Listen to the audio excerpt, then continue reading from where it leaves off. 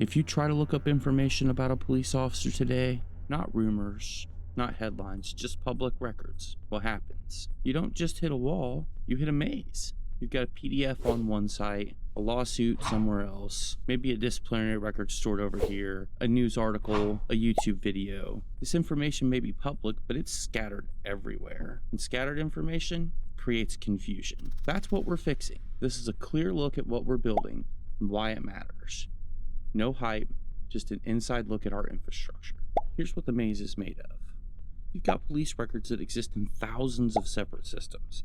City databases, county systems, state level systems.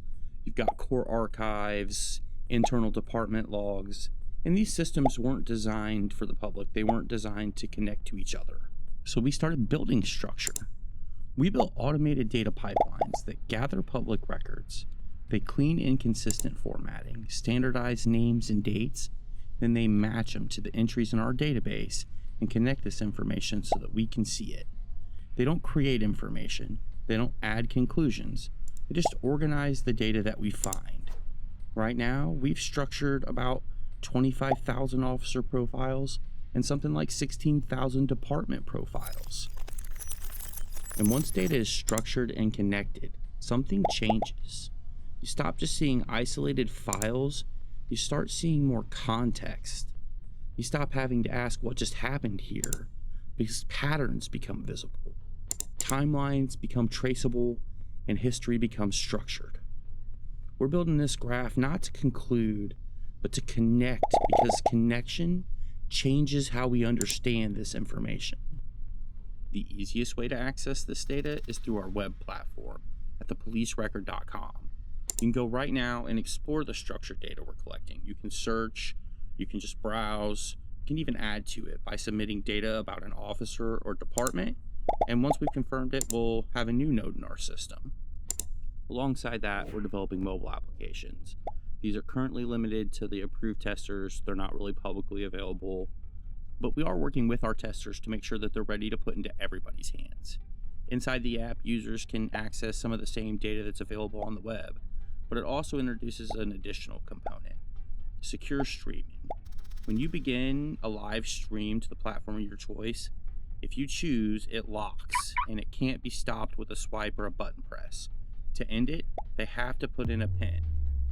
If the device gets pulled out of your hands or the screen turns off, the stream continues. That system works great to protect a stream. I've tried it myself. Sometimes, though, we want to have more than just a stream. That's why we built Authority Alert. It's a physical camera. You install it and you position it. And it doesn't rely on somebody having to push record. It's standing infrastructure. It's designed to detect visible indicators of police presence, whether it's a marked vehicle or uniformed officers. When these things appear within its field of view, it sends that information to your phone.